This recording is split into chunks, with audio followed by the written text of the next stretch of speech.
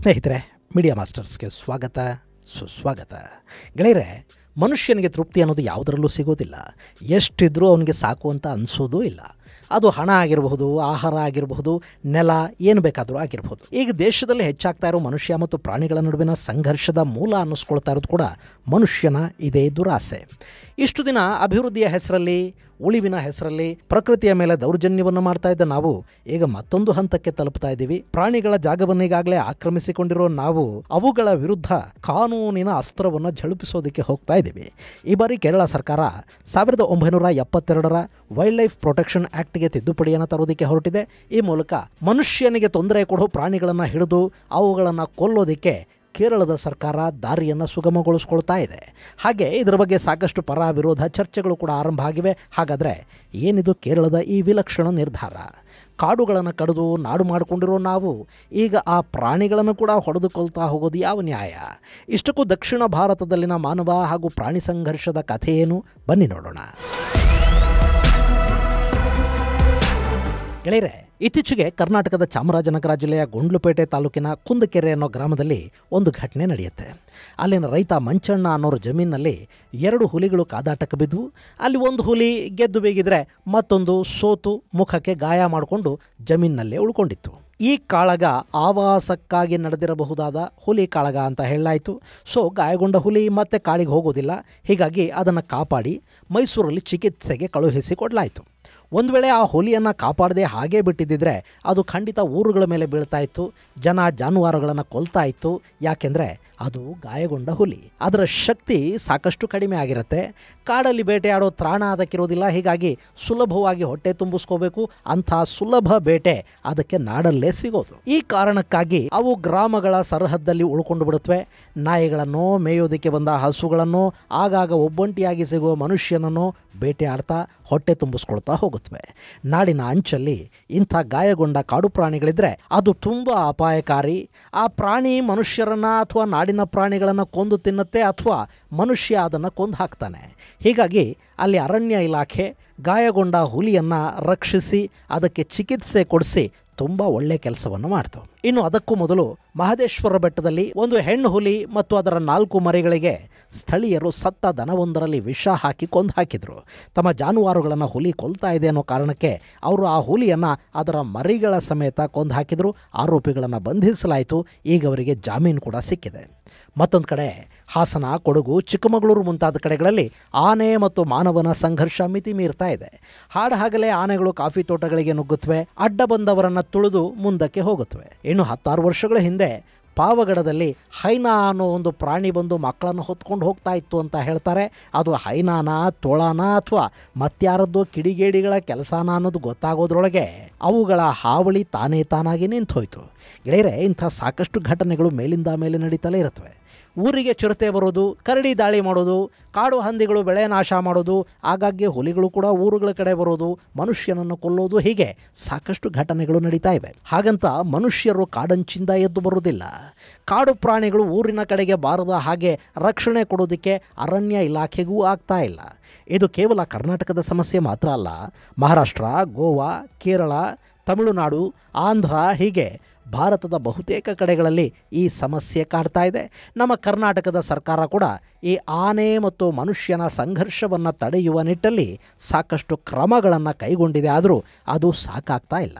ಹೀಗಾಗಿ ಪುಂಡಾನೆಗಳನ್ನು ಹಿಡಿದು ಬೇರೆ ಕಡೆಗೆ ಸ್ಥಳಾಂತರಿಸುವ, ಅವುಗಳನ್ನು ಪಳಗಿಸುವ ಕೆಲಸಗಳಾಗ್ತಾ ಇವೆ. ಇಷ್ಟಾದರೂ ಮಾನವ ಮತ್ತು ಪ್ರಾಣಿಗಳ ಸಂಘರ್ಷ ಏನು ನಿಲ್ತಾ ಇಲ್ಲ. ಹೀಗಾಗಿ ಕೇರಳ ಈ ಬಗ್ಗೆ ಬೇರೆಯದ್ದೇ ರೀತಿಯಲ್ಲಿ ಯೋಚಿಸ್ತಾ ಇದೆ. ಈಗ ಕೇರಳ ಸರ್ಕಾರ ಮಾಡೋದಕ್ಕೆ ಹೋಗ್ತಾ ಇರೋ ಕೆಲಸಕ್ಕೆ ಪರ ಮತ್ತು ವಿರೋಧದ ಚರ್ಚೆಗಳು ಶುರುವಾಗಿವೆ.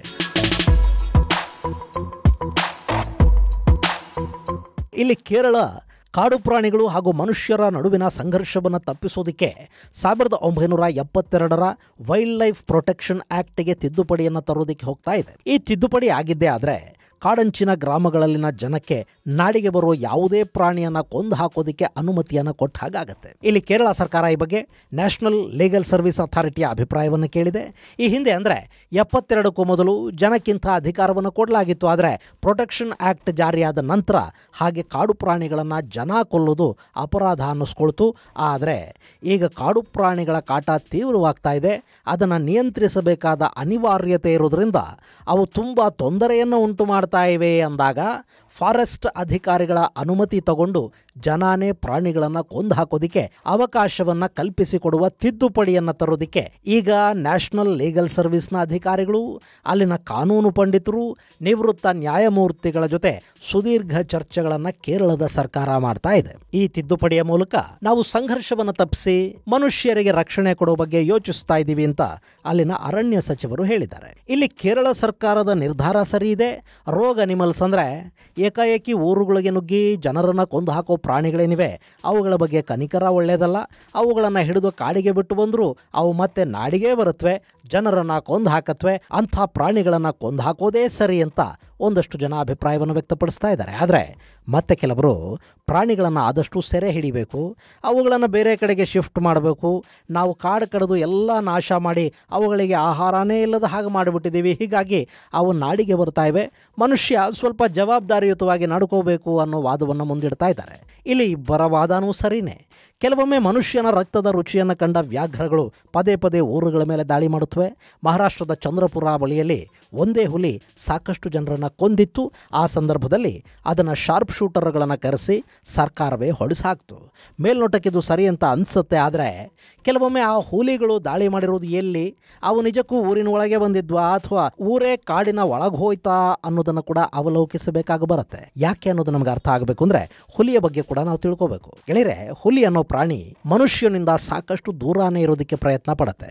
ಹುಲಿ ಮಾತ್ರ ಅಲ್ಲ, ಚಿರತೆ, ಚೀತಾ ಎಲ್ಲ ಕಾಡು ಪ್ರಾಣಿಗಳು ಮನುಷ್ಯನ ಹತ್ತಿರಕ್ಕೆ ಬರಬೇಕು ಅಂತೇನೂ ಅಂದ್ಕೊಳ್ಳೋದಿಲ್ಲ. ಅವು ಮನುಷ್ಯನಿಂದ ದೂರ ಇರೋದಕ್ಕೆ ಬಯಸುತ್ತವೆ. ಆದರೆ ಕೆಲವೊಮ್ಮೆ ಆ ಪ್ರಾಣಿಗಳು ಗಾಯಗೊಂಡಾಗ, ವಯಸ್ಸಿನ ಕಾರಣದಿಂದ ಬೇಟೆ ಆಡೋದಕ್ಕೆ ಸಾಧ್ಯ ಆಗದೆ ಹೋದಾಗ ಸುಲಭವಾಗಿ ಸಿಗುವ ಬೇಟೆಯನ್ನು ಅವು ಹುಡುಕೋದಕ್ಕೆ ಶುರು ಮಾಡುತ್ತವೆ. ಆ ಸಂದರ್ಭದಲ್ಲಿ ಮನುಷ್ಯ ಅವುಗಳಿಗೆ ಎದುರಾದಾಗ ಅವು ಮನುಷ್ಯನನ್ನು ಕೊಲ್ಲುತ್ತವೆ. ಹುಲಿಗೇನ್ರಿ ಗೊತ್ತು, ಇವನು ಮನುಷ್ಯ ತುಂಬ ಬುದ್ಧಿವಂತ, ಏನೇನೋ ಸಾಧಿಸಿದ್ದಾನೆ, ಇದೆಲ್ಲ ಹುಲಿಗೇನು ಗೊತ್ತಿರುತ್ತೆ. ಆ ಹುಲಿಯ ಕಣ್ಣಲ್ಲಿ ಮನುಷ್ಯ ಕೂಡ ಒಂದು ಪ್ರಾಣಿ ಅಷ್ಟೇ. ಅದನ್ನು ಕೊಂದರೆ ತನಗೆ ಆಹಾರ ಸಿಗಬಹುದು ಅಂತ ಹುಲಿ ಅಂದ್ಕೊಳ್ಳುತ್ತೆ. ಯಾಕೆಂದರೆ ಹುಲಿ ನಮ್ಮಷ್ಟು ಬುದ್ಧಿವಂತ ಅಲ್ವಲ್ಲ.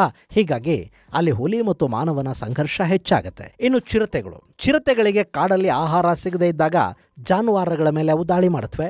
ಆಗ ಮನುಷ್ಯ ಸಿಕ್ಕಿದ್ರೆ ಅವನನ್ನು ಕೂಡ ಕೊಂದು ಹಾಕತ್ವೆ. ಸೊ ಇಂಥ ಸಂದರ್ಭಗಳಲ್ಲಿ ಸೂಕ್ತ ನಿರ್ಧಾರವನ್ನು ತಗೊಂಡು ಕಾರ್ಯಾಚರಣೆಗೆ ಇಳಿಬೇಕಾಗತ್ತೆ. ಅದಕ್ಕೆ ಈಗಿರೋ ಕಾನೂನುಗಳು ಅಡ್ಡಿ ಆಗಬಾರ್ದು ಅನ್ನೋದು ಕೇರಳದ ಸರ್ಕಾರ ಹೇಳ್ತಾ ಇರೋ ಮಾತು. ಆಯಿತು, ಇಲ್ಲಿ ಹುಲಿ ಚಿರತೆಗಳನ್ನೇನೋ ಕೊಂದು ಹಾಕ್ತೀರಿ, ಆದರೆ ಆನೆ ಇವತ್ತು ದಕ್ಷಿಣದ ರಾಜ್ಯದಲ್ಲಿ, ಅದರಲ್ಲೂ ಕರ್ನಾಟಕ, ಕೇರಳ, ತಮಿಳುನಾಡು ಮುಂತಾದ ಕಡೆ ಅತಿ ಹೆಚ್ಚು ಸಮಸ್ಯೆಯನ್ನು ಉಂಟು ಮಾಡ್ತಾ ಇರೋದು ಆನೆಗಳು. ಅವುಗಳನ್ನು ನಿಯಂತ್ರಿಸೋದು ಹೇಗೆ? ಅವುಗಳನ್ನು ಹಿಡಿದು ಬೇರೆ ಕಡೆಗೆ ಬಿಟ್ಟು ಬಂದರೂ ಕೂಡ ಅವು ಕೆಲವೇ ದಿನಗಳಲ್ಲಿ ಮತ್ತೆ ತಮ್ಮ ಸ್ವಸ್ಥಾನಕ್ಕೆ ಬಂದುಬಿಡುತ್ತವೆ. ಆನೆ ಎಷ್ಟು ಬುದ್ಧಿವಂತ ಪ್ರಾಣಿ ಅಂದರೆ, ಹಾಸನದಲ್ಲಿ ಪುಂಡಾಟ ಮಾಡ್ತಾ ಇತ್ತು ಅನ್ನೋ ಕಾರಣಕ್ಕೆ ಆನೆಯೊಂದನ್ನು ಹಿಡಿದು ಅದನ್ನು ತಮಿಳುನಾಡಿನ ಗಡಿ ದಾಟಿ ಮುಂದಕ್ಕೆ ಬಿಟ್ಟು ಬರಲಾಯಿತು. ಆದರೆ ಆ ಆನೆ ಕೇವಲ ಒಂದೇ ವಾರದಲ್ಲಿ ಮತ್ತೆ ಹಾಸನದಲ್ಲಿ ಕಾಣಿಸ್ಕೊಳ್ತು ಅಂದರೆ ಅದರ ಬುದ್ಧಿ ಎಷ್ಟು ಚುರುಕು, ಯೋಚಿಸಿ ನೋಡಿ. ಹೀಗಾಗಿ ಇಲ್ಲಿ ಮನುಷ್ಯ ಮತ್ತು ಪ್ರಾಣಿಗಳ ನಡುವಿನ ಸಂಘರ್ಷವನ್ನು ತಪ್ಪಿಸಬೇಕು ಅಂದರೆ ಕಾಡು ಮತ್ತು ನಾಡಿನ ನಡುವೆ ಒಂದು ಬಫರ್ ಝೋನ್ನ ಅಗತ್ಯ ಇರುತ್ತೆ. ಆದರೆ ಇವತ್ತು ನಮ್ಮಲ್ಲಿ ಅಂಥ ಪರಿಸ್ಥಿತಿನೇ ಇಲ್ಲ. ಕಾಡಂಚು ಬಿಡಿ, ಕಾಡನ್ನು ಕೂಡ ಒತ್ತುವರಿ ಮಾಡಿಕೊಂಡು ನಾವಲ್ಲೂ ರೆಸಾರ್ಟ್ಗಳನ್ನು ಕಟ್ಟಿದ್ದೀವಿ, ಕಾಫಿ ತೋಟಗಳನ್ನು ಮಾಡ್ಕೊಂಡಿದ್ದೀವಿ, ಅಡಿಕೆ ಸಸಿ ನೆಟ್ಟಿದ್ದೀವಿ.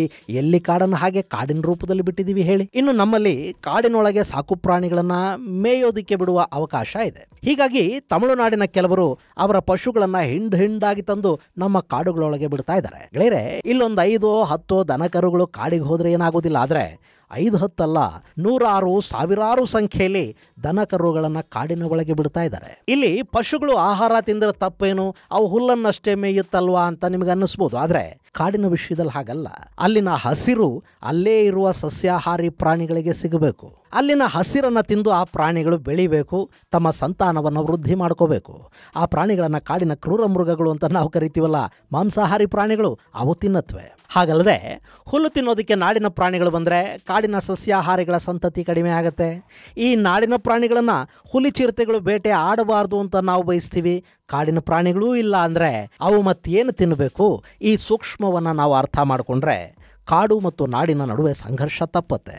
ಅದು ಸಾಧ್ಯ ಆಗಬೇಕು ಅಂದರೆ ಕಾಡು ಮತ್ತು ನಾಡಿನ ನಡುವೆ ಒಂದು ಬಫರ್ ಝೋನ್ನ ನಿರ್ಮಾಣ ಆಗಬೇಕು. ಅಲ್ಲಿ ಮನುಷ್ಯನ ಹಸ್ತಕ್ಷೇಪ ಇರಬಾರ್ದು.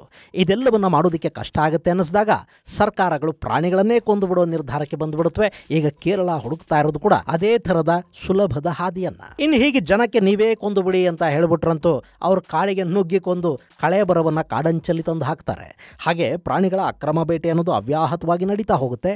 ಇನ್ನು ಈ ಮಾಂಸಾಹಾರಿ ಪ್ರಾಣಿಗಳನ್ನು ನೀವು ಹೊಡೆದುಕೊಂಡು ಬಿಟ್ರೆ ಸಸ್ಯಾಹಾರಿ ಪ್ರಾಣಿಗಳು ಹೆಚ್ಚಾಗುತ್ತೆ. ಅವು ಕಾಡಿಂದ ನಾಡಿಗೆ ವಲಸೆ ಬರುತ್ತವೆ. ಆಗ ಮತ್ತೆ ಜಿಂಕೆಗಳು ಬಂದವು, ಕಾಡೆಮ್ಮೆಗಳು ಬಂದವು, ಅವು ಬಂದವು, ಇವು ಬಂದವು, ನಮ್ಮ ಹೊಲ ತೋಟ ಗದ್ದೆಗಳನ್ನ ಹಾಳು ಮಾಡಿದ್ವು ಅಂತ ನಾವು ಶುರು ಮಾಡ್ತೀವಿ. ಅಷ್ಟಾದ ಮೇಲೆ ಅವುಗಳನ್ನು ಕೂಡ ಹೊಡ್ಕೊಂಡು ತಿಂದು ಬಿಡೋಣ. ಅಲ್ಲಿಗೆ ಕಾಡು ಶುಭ್ರ ಆಗತ್ತೆ. ಆಮೇಲೆ ಇನ್ನೇನಿದೆ, ನಾಟ ಕಡಿದು ಅಲ್ಲೂ ಕಾಂಕ್ರೀಟ್ ಕಾಡನ್ನ ಎಬ್ಬಿಸಿದ್ರೆ ಆಯ್ತು. ಎಷ್ಟು ದುರಾಸೆ ರೀ ಮನುಷ್ಯನಿಗೆ. ಇದು ಗೆಳೆಯರೆ ಕೇರಳದ ಕಾಯ್ದೆ ತಿದ್ದುಪಡಿಗೆ ಸಂಬಂಧಪಟ್ಟ ಒಂದಷ್ಟು ಚರ್ಚೆ. ಮುಂದಿನ ಸಂಚಿಕೆಯಲ್ಲಿ ಮತ್ತಷ್ಟು ವಿಶೇಷಗಳ ಜೊತೆ ಮತ್ತೆ ಭೇಟಿಯಾಗೋಣ. ಅಲ್ಲಿವರೆಗೆ ಜೈ ಹಿಂದ್, ಜೈ ಕರ್ನಾಟಕ.